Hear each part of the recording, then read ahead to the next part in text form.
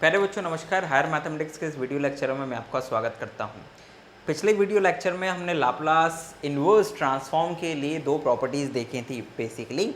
एक तो हम लोगों ने देखी थी बच्चों चेंज ऑफ स्केल प्रॉपर्टी, और दूसरी हमने देखी थी derivative property of Laplace inverse. आज हम लोग दूसरी जो प्रॉपर्टीज़ हैं उन पर आने से पहले बात करेंगे लाप्लास इन्वर्स पार्शियल फ्रैक्शन की मदद से कैसे निकाला जाता है। बिकॉज पार्शियल फ्रैक्शन एक इम्पॉर्टेंट टूल है लाप्लास इन्वर्स फाइंड करने के मामले में, और पार्शियल फ्रैक्शन आपको आना चाहिए। इसके लिए पार्शियल फ्रैक्शन आप लोगों ने हाई सेकेंडरी लेवल पर पढ़ा होगा, तो उसका यूटिलाइज हम लोगों को यहाँ पर अब करना सीखना है। मैं थोड़ा सा पार्शियल फ्रैक्शन को आपको शॉर्ट में रिवाइज करवा देता हूँ कि हमें उसमें कैसे काम करना रहता था।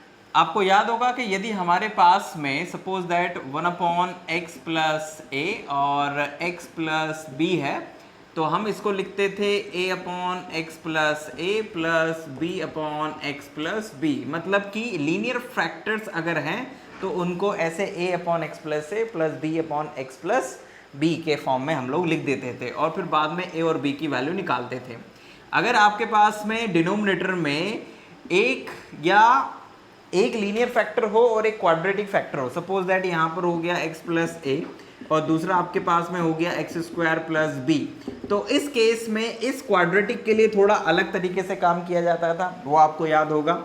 लीनियर के लिए तो a/x प्लस ए आपने लिख दिया, और इस क्वाड्रेटिक के लिए यहाँ पर हम लोग लिखते थे bx plus c/x² plus b, like that. इस तरह से क्वाड्रेटिक फैक्टर के लिए हमारे पास न्यूमरेटर में इस तरह का टर्म बनता था। सो लीनियर क्वाड्रेटिक हो गया, और अगर मान लीजिए दोनों ही इसके अलावा एक और चीज़ होती थी, अगर डिनोमिनेटर में आपके पास में लीनियर फैक्टर हो लेकिन रिपीटेड हो।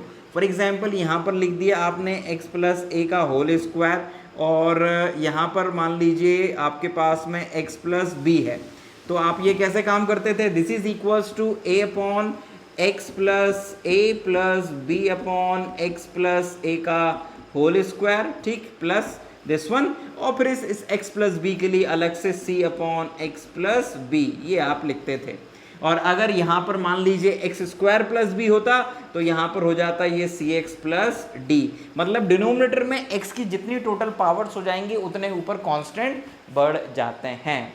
तो इस तरह से ये पार्शियल फ्रैक्शन के जो रूल्स थे वो मैंने आपको शॉर्ट में यहाँ पर बताए। और अगर दोनों ही क्वाड्रेटिक फैक्टर बन जाएंगे, फॉर एग्जांपल मान लीजिए कि यहाँ पर आ गया x² प्लस ए x² प्लस बी, तो उस केस में हम लोग यहाँ पर ax plus b divide by x² plus small a plus cx plus d/x² plus b इस तरह से बनाते थे।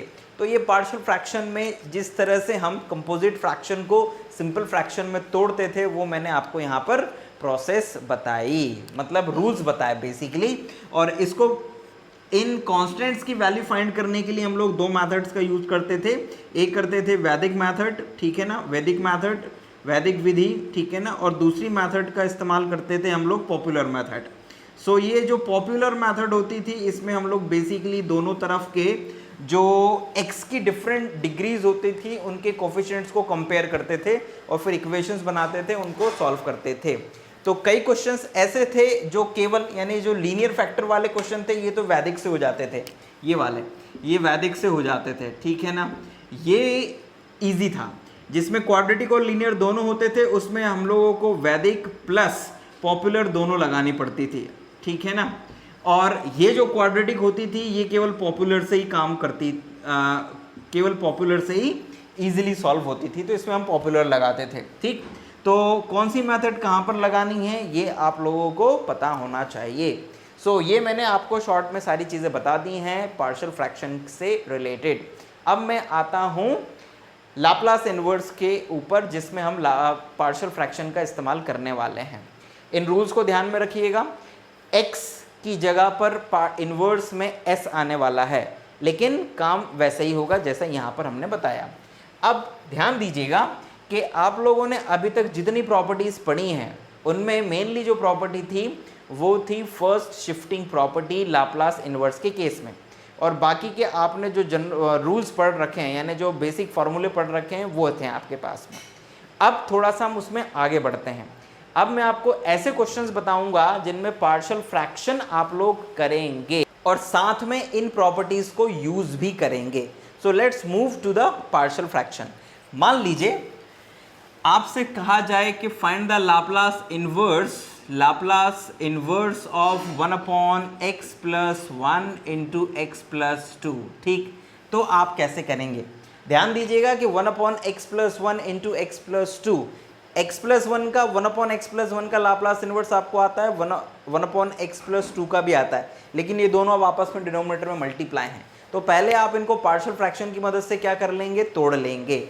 अगर आप इजीली इनको तोड़ के लिख सकते हैं तो लिख दीजिए, और नहीं तो पार्शियल फ्रैक्शन का यूज कीजिए। ठीक, सबसे पहले इस क्वेश्चन को क्या करेंगे आप? 1/x + 1 × x + 2 को आप लिखेंगे a/x + 1 + b/x + what? x + 2। सो ये हो गया आपका इक्वेशन नंबर 1।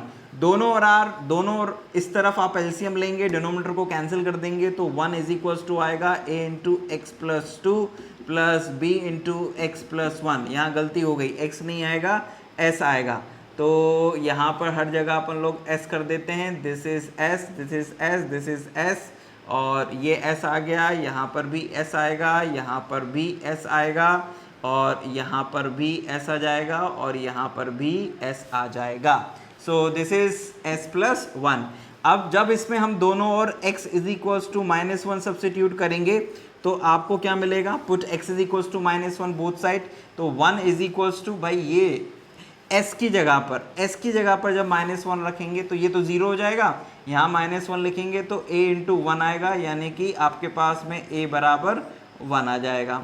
जब इसमें हम लोग s = -2 लिखेंगे तो ये वाला टर्म 0 हो जाएगा, यहाँ -2 लिखेंगे तो 1 = दिस इज -b आएगा, यानी कि b की वैल्यू आ जाएगी -1। सो आपके पास में a और b आ गए। तो इसका मतलब ये हो गया कि बाय इक्वेशन 1, ठीक है ना, इक्वेशन 1, और इसको एक नाम दे दीजिए, ठीक है, बाय इक्वेशन 1 डायरेक्ट। तो देखिए ये a और b की वैल्यू को यहाँ रखेंगे और इसकी वैल्यू को यहाँ रख देंगे, तो इसका मतलब ये हो गया कि Laplace inverse of 1/s + 1 × s + 2 is equals to Laplace inverse of, अब a की वैल्यू कितनी थी? 1 थी, तो दिस इज 1/s + 1, और b की वैल्यू माइनस, तो दिस इज -1/s + 2। मतलब इनको जब एलसीएम लेके आप सिंप्लीफाई करेंगे या सॉल्व करेंगे तो आपके पास वापस ये आ जाएगा। चाहो तो क्रॉस चेक कर लो, यहाँ s + 2 जाएगा, यहाँ -s -1 आएगा, s से s कट जाएगा, 2 में से 1 जाएगा, 1 आ जाएगा। अब ऐसा करने के बाद में जो स्थिति आपके पास में आई है, आप उसमें इजीली लाप्लास इनवर्स फाइंड कर सकते हैं। ठीक, सो 1/s + 1 का लाप्लास इनवर्स, चाहो तो लीनियरिटी प्रॉपर्टी से दोनों के ऊपर डिस्ट्रीब्यूट कर दो या डायरेक्ट लिख दो। 1/s + 1 का लाप्लास इनवर्स होता है e⁻⁻t, और -1/s + 2 का लाप्लास इनवर्स होता है e⁻⁻2t, and this is your final answer. So the Laplace inverse of this one is equals to this. बात समझ में आई कि नहीं आई? आई होप कि आ गई होगी। सो ये सिंपल सा क्वेश्चन था लाप्लास इनवर्स का, जिसमें हमने पार्शियल फ्रैक्शन यूज़ किया। अब आइए ज़रा कुछ और क्वेश्चंस देखते हैं। नाउ स्टूडेंट, कुछ और नए टाइप का क्वेश्चन लेते हैं। मान लीजिए कि आपसे कहा जाए कि find the Laplace inverse of s/s + 1 whole square s - 2। तो ये एक अनदर क्वेश्चन आ गया है जिसको कि आपको इवैल्यूएट करना है, और इसमें आपके पास में कोई मेथड भी नहीं है कि जिसकी मदद से आप इसको डायरेक्ट कर सको। तो यहाँ पर पार्शियल फ्रैक्शन हमारे लिए फिर एक टूल बनकर सामने आएगा। एक बात ध्यान रखिएगा कि आगे चल के आप इस तरह के क्वेश्चंस को और भी दूसरी मेथड से करना सीखेंगे, लेकिन ये भी अपने आप में आपके पास एक मेथड बनी रहेगी। यानी जब लाप्लास इनवर्स आप फिनिश करेंगे तो एक ही क्वेश्चन को करने के लिए आपके पास एक से ज़्यादा मेथड्स होंगी। आगे चल के आप ये डिसाइड करेंगे कि आपको किस मेथड से करना है। तो सीख के सब रखिए, क्या पता एग्जाम में क्या काम आ जाए। तो इस क्वेश्चन को करने के लिए मेनली ये पार्शियल फ्रैक्शन का क्वेश्चन है, तो आपको इसमें पार्शियल फ्रैक्शन लगा देना है। कैसे लगाएंगे? सबसे पहले इसको सिंप्लीफाई करना है, तो आप यहाँ पे लिखेंगे यूजिंग यूजिंग पार्शल फ्रैक्शन, यानी कि आंशिक भिन्नों की मदद से, partial fraction. So s upon s plus one whole square और s minus two is equals to a upon, अब भाई लीनियर फैक्टर तो हैं लेकिन ये रिपीटेड है, तो this is a upon s plus one plus b upon s plus one whole square और plus c upon s minus two. अब आप इसको सिंप्लीफाई करेंगे, यहाँ पर आप लिख देंगे s, यहाँ पर आप लिखेंगे a into s plus one, यहाँ पर लिखेंगे आप b, सॉरी यहाँ पर s प्लस वन और साथ में s माइनस टू आएगा, प्लस b इंटू यहाँ पर केवल s minus two plus c into s plus one whole square. तो ये आपके पास में बेसिकली आएगा, ठीक है। नाउ नेक्स्ट, अब आगे क्या करेंगे, अब आगे दिस इम्प्लाइज दैट, अब पहले इसमें लगा देंगे हम लोग वैदिक मेथड। वैदिक मेथड की मदद से हमारे पास में दो चीज़ें b और c की वैल्यूज़ आ जाएंगी, ठीक है ना। तो सबसे पहले आप इसमें क्या कर दीजिए, इसको तो नाम दे दीजिए 1। अब आप इसमें सब्स्टिट्यूट करिए, put s is equals to कितना, -1। तो s is equals to -1 substitute करेंगे तो ये -1 इज इक्वल्स टू, इस s प्लस वन के कारण ये 0, ये भी 0, यहाँ पर आप -1 सब्स्टिट्यूट करेंगे तो -1 -2 -3 मतलब -3b, तो यहाँ से b की वैल्यू हो जाएगी 1/3। तो ये आपके पास में पहले कांस्टेंट की वैल्यू आ गई। फिर इसमें आप सब्स्टिट्यूट करेंगे s इज इक्वल्स टू 2, तो s इज इक्वल्स टू 2, तो ये 2, यहाँ पर 2 करेंगे सब्स्टिट्यूट तो ये 0, इसके कारण भी 0, तो यहाँ पर 2 + 1 3, 3 का स्क्वायर 9, मतलब दिस इज 9c। तो यहाँ पे फिर c बराबर आ जाएगा 2/9, तो this is c is equals to 2/9। अब c की वैल्यू आ गई 2/9। नाउ a और बचा हुआ है, तो a को कैसे फाइंड करें, आपने s की जगह दो वैल्यूज लिख चुकी हैं, अब आपको किसी भी तरह से a और निकालना है।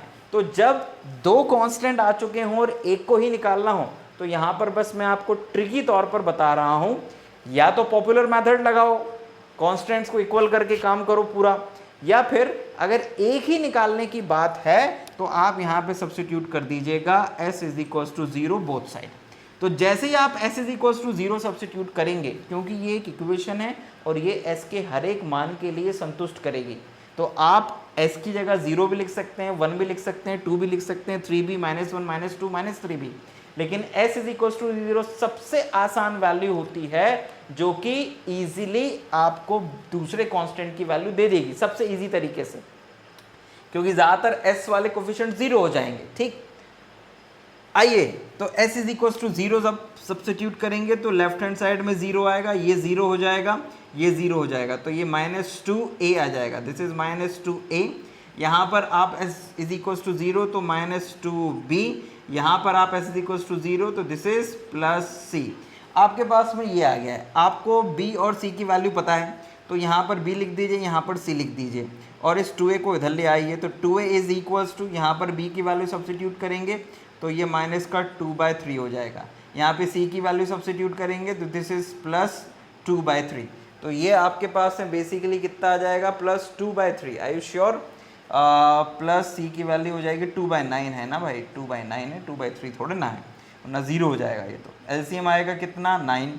यहाँ पर आ जाएगा आपके पास में ऊपर आ जाएगा -6, ठीक है ना, 3 3 9, तो -6 और ये +2, तो -6, तो दिस इज -4/9, तो 4/9, 2 से 4 कैंसिल हो जाएगा, तो a इज इक्वल्स टू हो जाएगा -2/9, तो this is a is equals to -2/9। तो a की वैल्यू आ गई -2/9, b की आ गई और c की आपके पास वैल्यू आ गई है। इस तीनों वैल्यूज को उठाकर इक्वेशन नंबर 1 में सब्स्टिट्यूट कर दीजिए, तो आप यहाँ पे लिखेंगे बाय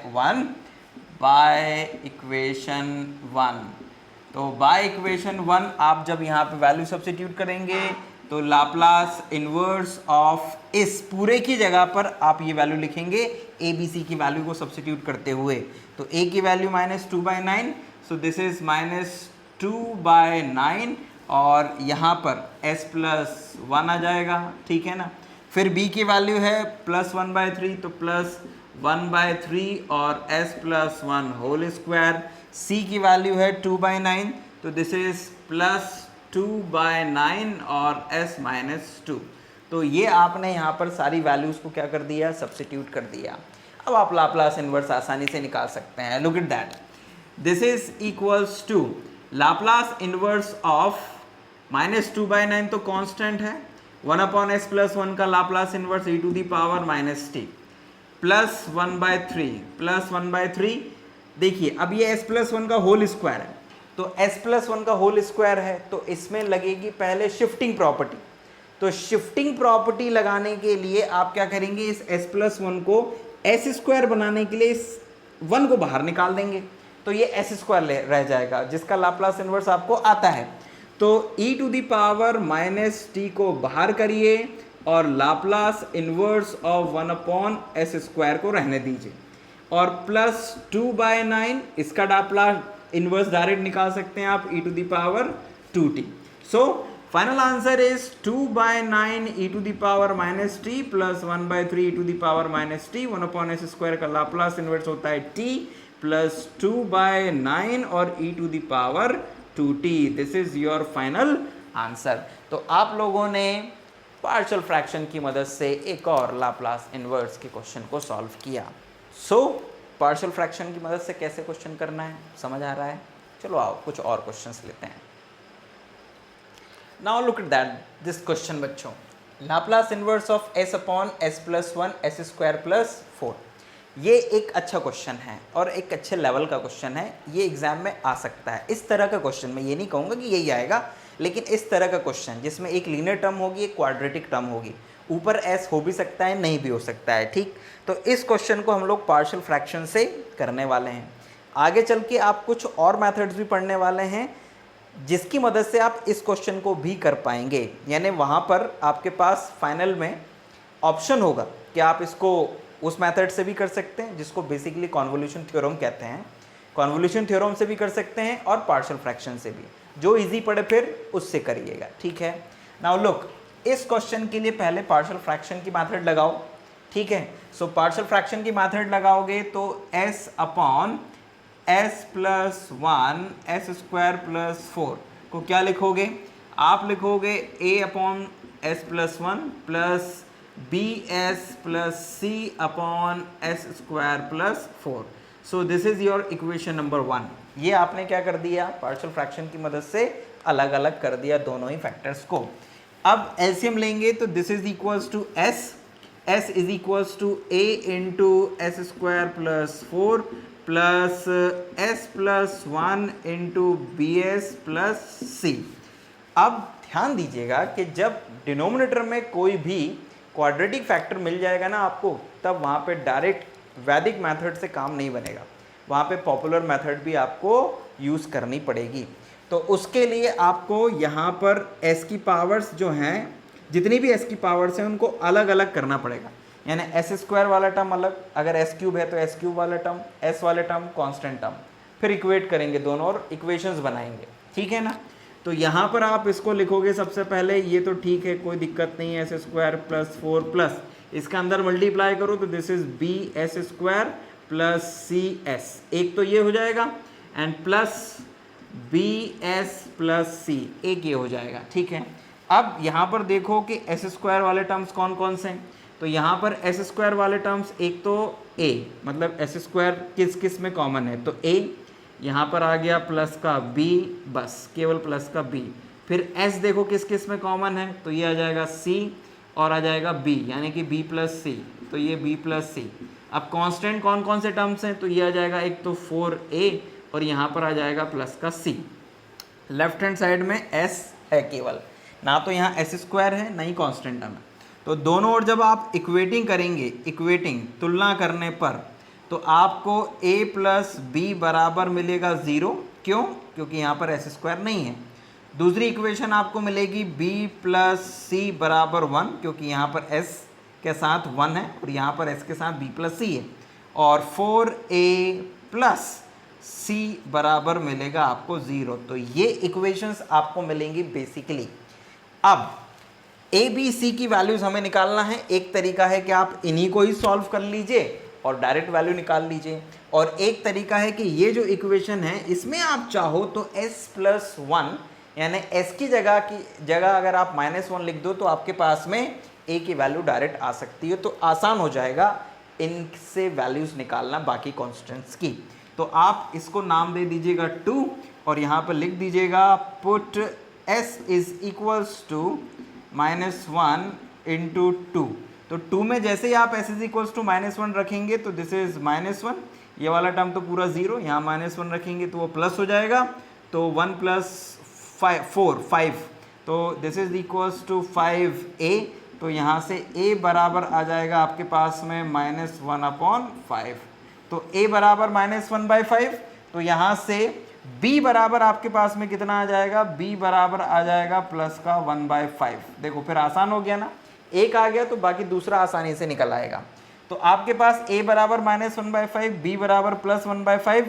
अब आप चाहो तो यहाँ से c निकाल लो, तो c बराबर कितना आ जाएगा, c बराबर आएगा 1 - b और b की वैल्यू है 1/5, तो 5 - 1 यानी कि 4/5। तो c बराबर आ गया आपके पास में 4/5। तो ये सारी कांस्टेंट्स की जो वैल्यूज आई हैं, इन कांस्टेंट्स की वैल्यूज को आप कहाँ कर दीजिए, इक्वेशन नंबर 1 में सब्स्टिट्यूट कर दीजिए।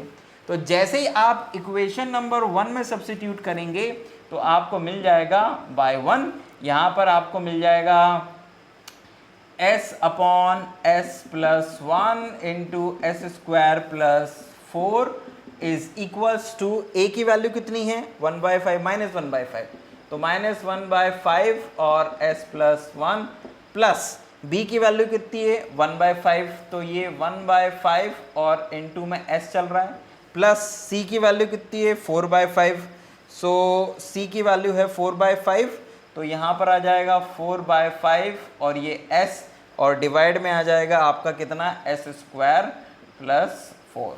सो ये आपके पास में बेसिकली वैल्यूज आ गई हैं। c यहाँ पर s नहीं आएगा है ना, क्योंकि c अकेला है, s नहीं है।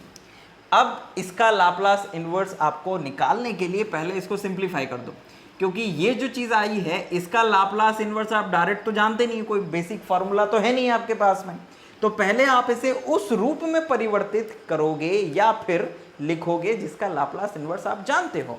सो आप इसको लिख दोगे 1/-1/5 s+1 यानी 1/s+1 का लाप्लास इन्वर्स आप जानते हैं, प्लस 1/5 इंटू s/s² + 4, ये आपने कर दिया बिकॉज s/s² + 4 का लाप्लास इन्वर्स आप जानते हैं, मतलब आपने इसके नीचे ये लिखा प्लस 4/5 इंटू 1/s² + 4, आप इसका भी लाप्लास इन्वर्स जानते हैं। ठीक है, आप चाहो तो ये 4 जो है उसको 2 यहाँ लगा देना और एक 2 यहाँ लिख देना, क्योंकि 2/s² + 4 का लाप्लास इन्वर्स आपको पता है।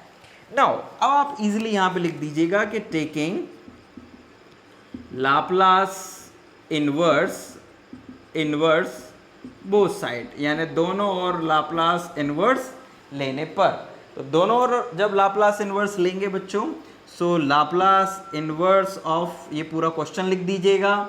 Now this is equals to -1/5 1/s+1 का Laplace inverse e⁻⁻t plus 1/5 Laplace inverse of s/s² + 4, this is cos 2t आप जानते हैं, एंड प्लस 2/5 2/s² + 4 का लाप्लास इन्वर्स हो जाएगा sin 2t। So this is your answer of this question. तो आपको clear हुआ कि नहीं हुआ कि कैसे हम लोग यहाँ पर इस तरह के क्वेश्चंस का लाप्लास इन्वर्स फाइंड करेंगे? क्लियर? कोई डाउट, कोई समस्या नहीं, आसान है। अब आइए ज़रा शॉर्ट में आपको कुछ क्वेश्चंस और हम बता देते हैं कि उनके लाप्लास इन्वर्स आप कैसे निकालेंगे। मान लीजिए बच्चों कि आपसे कहा जाए कि लाप्लास इन्वर्स फाइंड करिए 1/s² इंटू s+1, यहाँ पर यह s+1 हो सकता है, s+2 भी हो सकता है, कुछ भी हो सकता है। तो आप इस तरह के क्वेश्चन का लाप्लास इन्वर्स कैसे फाइंड करेंगे? सोचिए ज़रा, how you find the Laplace inverse of such kind of questions. ठीक, सो बच्चों अगेन हम लोग दो क्वेश्चंस के ऊपर और शॉर्ट में बात करेंगे। अब जैसे कि ये क्वेश्चन है तो इसमें भी इजीली पार्शियल फ्रैक्शन की मदद से आप कर सकते हैं।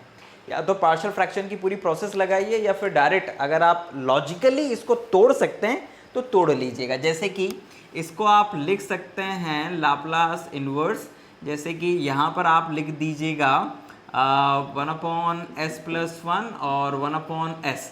तो ये इधर जाएगा, ये इधर जाएगा, ठीक है। तो एक काम करें, यहाँ पर s लिखें, यहाँ पर s+1, ये s+1 ये माइनस लगा दीजिए। तो s+1 इधर माइनस s कट जाएगा, ये आ जाएगा। तो इसका लाप्लास इन्वर्स आप आसानी से निकाल सकते हैं, ठीक है। ये आपने पार्शियल फ्रैक्शन के बिना ही काम कर लिया लॉजिकली। अब आप ज़रा इस क्वेश्चन की ओर ध्यान दीजिए, ठीक है। इस क्वेश्चन में पहले आपको इसे पार्शियल फ्रैक्शन से तोड़ना पड़ेगा। क्या बनेंगे इसके पार्शियल फ्रैक्शन? s/s² + 1 और s²+4 is equals to as + b/s²+1 और प्लस में cs + d/s²+4। फिर आगे आपको प्रोसेस करनी पड़ेगी, पॉपुलर मेथड लगाना पड़ेगा, s की जो डिफरेंट डिग्रीज होगी उनके कोफिशिएंट्स को कंपेयर करना पड़ेगा। 4 इक्वेशंस बनेंगी, उन 4 इक्वेशंस को सॉल्व करना पड़ेगा। यहाँ पे वैदिक मेथड काम नहीं कर पाएगी, इसलिए उन चारों इक्वेशंस को सॉल्व करके आपको a b c d की वैल्यू निकालनी पड़ेगी।